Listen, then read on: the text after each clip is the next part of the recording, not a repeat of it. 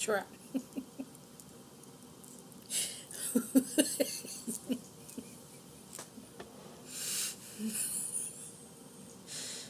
Okay. Let me be serious. Tribe. First of all, I want you to click that like and subscribe button. Well, I hope you like this video, but go on and hit that subscribe button. This is my review of GStatus Atlanta, Season 1, Episode 1. And this was the pilot episode. And I'm going to have to rely on my notes. Because, you know, the first episode of any TV show is always new characters. And you're being introduced to everybody. And you're learning everybody's storyline. And you don't really know a whole lot in the beginning, right? So I'm going to try to do it with a straight face. So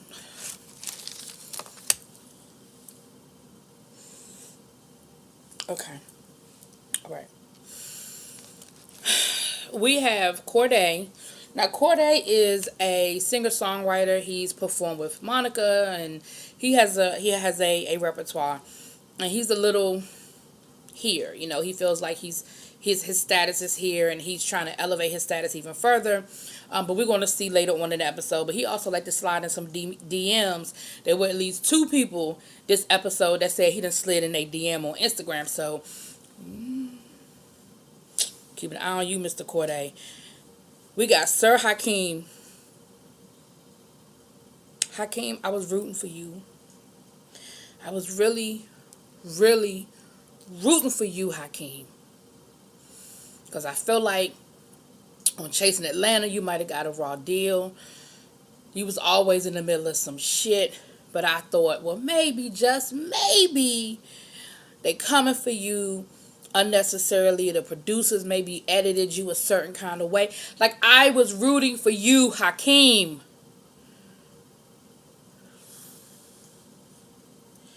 We have Sherrod Willis, who the pilot episode is all about him. So we have Sherrod Ellis. We have Tremel. Sherrod is also an actor. He's been in a lot of shows, a lot of web series, but he's also been extras in shows like Empire, Star, Greenleaf, things like that. Tremel is a model. Him and Sherrod actually are brand ambassadors, for the same male lingerie line, which I think that is a very, I wish I had come up with that idea. I think that is a very clever business model. Male lingerie? Yes. Yes. Charlie Exile is a rapper. Milan Jade. I was saying Jada, but he pronounces it Jade. We didn't really see a whole lot of him this episode. Like, literally the last 2 seconds of the episode, we saw him. So I guess he'll be featured next episode. And this episode, it's a new web series, and it's focusing on the LGBT black male community in Atlanta. It's sort of rivaling a little bit, a rivalry a little bit with Chasing Atlanta, but not quite. One, because they're not showing their seasons at the same time, so it's not a direct competition. And 2, it's, because this has been a space that just has not been a canvas that is so blank, it's plenty of space for everybody. It's plenty of room for everybody. I want to see a female version of Chasing Atlanta. You know what I'm saying? And we see with Chasing Atlanta, it's franchising out to Chasing Dallas and other things. So there is plenty of space. So I'm not going to get into the whole back and forth between this and Chasing Atlanta. Matter of fact, I was going to compare, but I'm not going to do that. I'm not going to compare. True Fine, who was already on my nerves. My last one. All right. Adrian Christopher is a special, they say special guest, and then December, who has already said he's no longer affiliated with the show. So he's on the show, but I guess he's not going to actively be a part of the show. Anyway.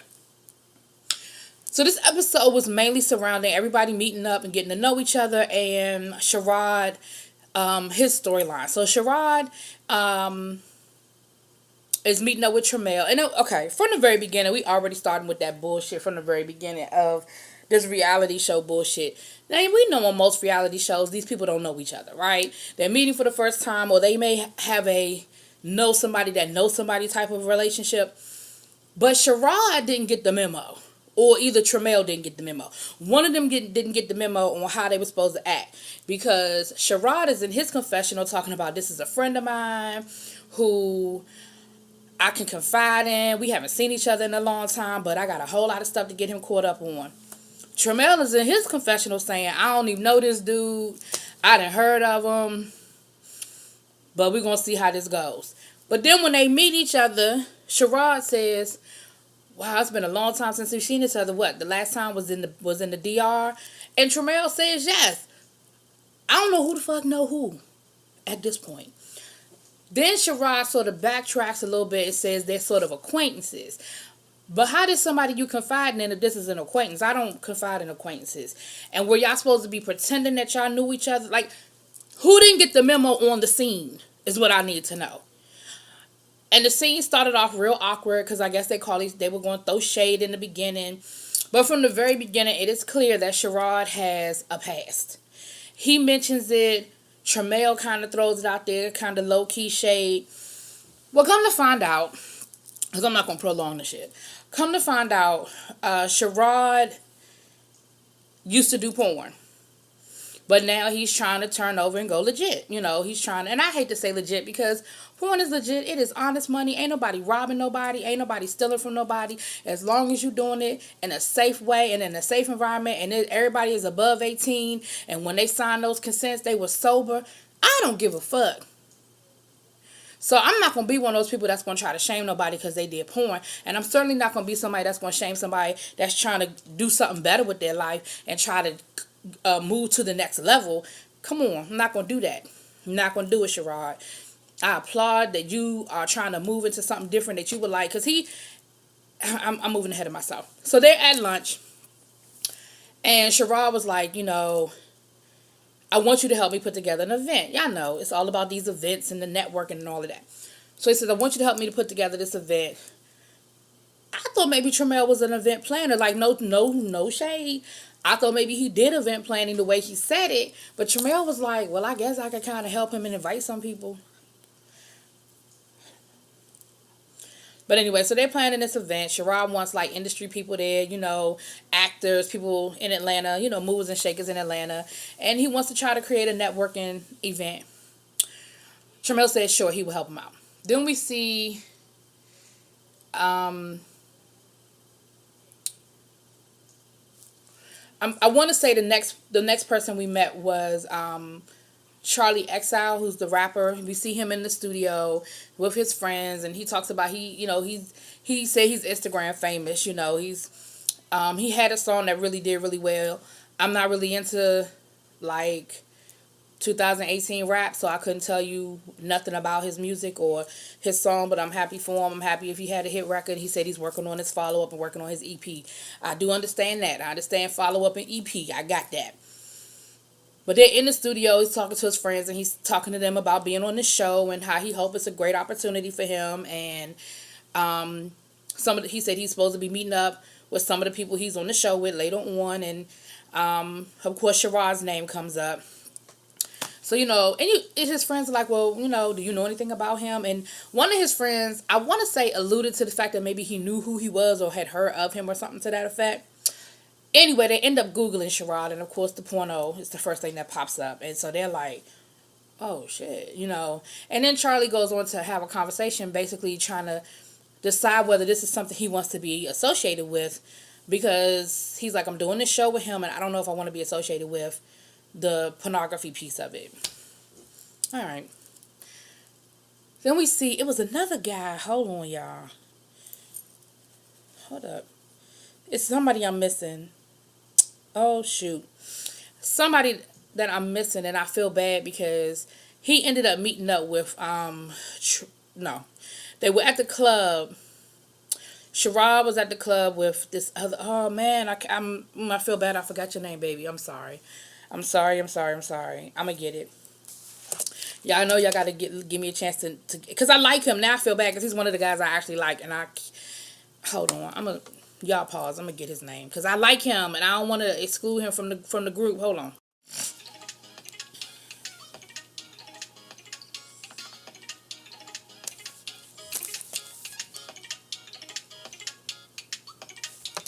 I really honestly wanted to do a shoot for my.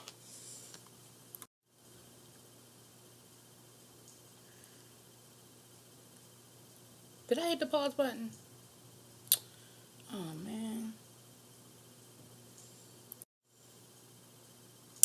Oh well, this video gonna be a little bit jacked up, just like the sound was on this episode of GStatus. But I looked it up. It was Adrian, the creator. He has a boutique. He's not originally from Atlanta, but he has a boutique and he's doing some great things. He was also a model at one point, and that kind of thing. So we see him doing a photo shoot, and that's how we sort of introduced to him. But we also see later on, Sherrod goes to the club. Adrian is there. True, what's that boy name?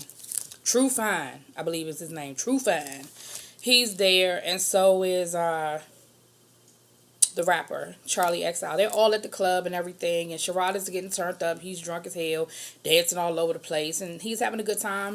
And he said, I look over and True Fine look like he, something stink in the room. Like he got his nose turned up and he looking kind of funky, and his friends are looking like they kind of funky too. And he was like, but I don't care because I'm having a good time. I'm turned up, and they can be over there and be funky by themselves.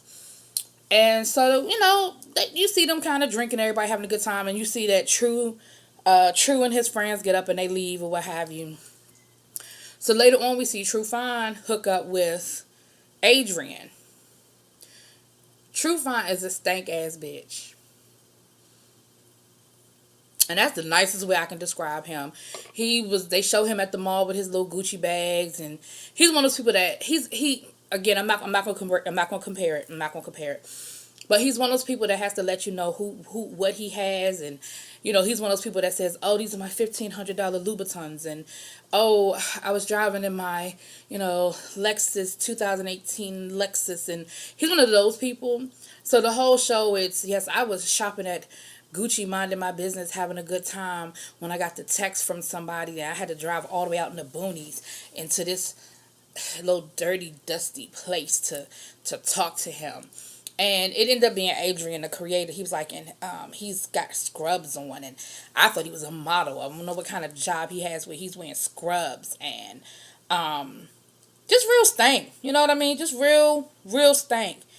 And they ended up having a conversation. Now the conversation was boring. It was. But basically the whole conversation was just for them to meet up and talk about going, and for Adrian to invite True to Sherrod's event that he's having. The networking event that he's having. So I'm trying to make sure that's all the preliminary before we get to the event. I think that is. I think that's all the preliminary. Yeah. Yeah, I think that's it. So we get to the event, and the event is like at Sherrod's apartment. And it's just an apartment. Like, it's nothing spectacular. It's nothing ridiculous over the top. Like, he didn't rent out a hall to do the event. He had it at it. This was like an old fashioned house party, right? And the people who were there to have a good time were there having a good time. True identity is like, I mean, there's not even any tile on the floor, and it's just a small little. I don't know why I'm even here. This is just not up to my standard, and I figure, well, I could at least have me a drink, and then I go to the bar, and they got $3 wine from the Quickie Mart, and they could at least get me some Moscato. That's where I'm gonna stop you. Because you try to act like you so high class, and you try to act like you so high end, and anybody will tell you, anybody that drinks Moscato as anything other than a dessert wine, low class. Since you want to look your nose down at other people, anyone who's a real wine drinker, anyone who's a real connoisseur of the vine will tell you that Moscato is a dessert wine. And in the last few years, somebody, I ain't gonna say who, but people, I ain't gonna say who those people were, have turned it into something other than that. So for you to be acting like you so high, and let me be clear, I ain't looking down at nobody that drink Moscato. I'm just telling you, since you want to act like you so high class and you so high end, know that you made yourself sound real low class talking about some Moscato. They don't even at least have no Moscato here. They shouldn't have no Moscato there. Get your ass a drink and sit the fuck down. Anyway, So Sherrod makes a big announcement saying that, he just found out that he was signed to a big modeling contract from an agency out of New York. And it's like a great look because, again, the whole purpose of this is that he wants to start over, that he wants to put the past in the past. Like, he's not shying away from the fact that he did adult films. His thing is, look, I moved to Atlanta. I ain't had no money. I was broke. I needed to make some money. And that's how it was. It was good money. It was quick money. And that's what I needed. But I always had my eyes on the prize. I was always trying to get into movies and, non-adult movies, So I don't see the problem. Like I said, I'm not going to shame him for it. And especially since it seems like he is moving in the right direction, right? Got a modeling agency. He said he was going to be walking the runways doing New York Fashion Week and all that good stuff. So Charlie Exile, the rapper, decides he wants to pull Sherrod aside to have a conversation with him about doing the porn. And Sherrod is like, why here, why now, why are we doing this? Like, why is this a conversation? Like, yeah, I did it, but that's not what this is about. This is about me trying to move into something different, move past it, And I think they actually was sort of moving past it until that damn Hakeem. Because at first it sounded like Hakeem was rocking for Sherrod and defending him and was like, yo, let that man live. It happened. It's over. We here to celebrate him while we bringing this up. So on one hand, it sounded like he was like defending him and was like, yes, let's move past it. Let's not talk about it. And then in the very next breath, he's like, but I do have a clip on my phone. And like act like he getting ready to show the clip. Oh my God. What the fuck is wrong with Hakeem, y'all? What is wrong with Hakeem? Oh, what is wrong with him? So anyway, and I told you I was gonna say Rakim, which I do. I love me some Rakim. But I really wanted to see Hakeem win on this show. Like, I really wanted him to redeem himself on this show, but this episode didn't do it. Because Sherrod was about to fuck Hakeem up. Sherrod had to leave his own party and go get himself together because he was about to punch Hakeem dead smack in his goddamn face. And and of course Hakeem, in his own little Hakeem way, was like, I'm sorry, I didn't mean nothing by it. I was just saying that somebody sent me the clip. Like, because at first, Hakeem was acting like he ain't know nothing about the porn. But then he said somebody sent him the clip earlier in the week. And I said I wasn't going to do that. It sounded like some other shit where the producers just be popping up on people's phone about members of the cast. That's what it sounded like, but I ain't going to say that's what happened.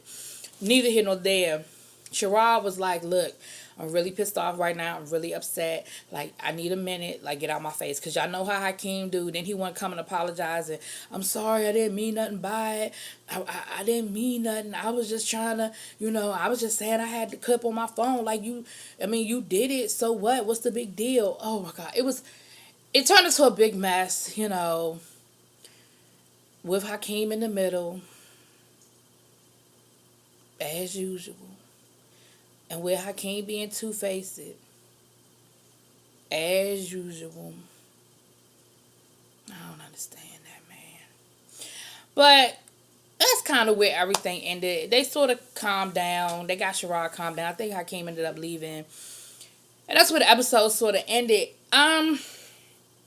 It was a pilot episode. It was the premiere episode. I saw a storyline in this episode. Like, I saw a beginning, a middle, and an end to the story. I'm not quite sure what the rest of the season is going to bring. Chasing Atlanta was about people chasing their dreams, supposedly. We know we never quite got there. But supposedly about these guys chasing their dreams. So I'm not sure what the GStatus goal is, other than highlighting these guys. But am I gonna watch the next episode? I will. It's bi-weekly, so it's not gonna be another episode till July the 8th. I'll watch it again. I'll review it again. It wasn't horrible. It was comical. And I might have been laughing at parts they didn't want me to laugh at. But it was definitely entertaining. They got the look. They got the same sound issues. Look. Gardini said he bought a mic pack Go get his mic pack, rent it, borrow it, buy it from him, whatever. And y'all mic these people up. You can't hear half the damn conversations. Mic everybody up when you doing this, so we know what everybody's saying. But anyway, I give it a C plus B minus. It's not an A yet because I'm gonna give y'all something to work towards, but it's a C plus B minus. But it's a web series. Check it out.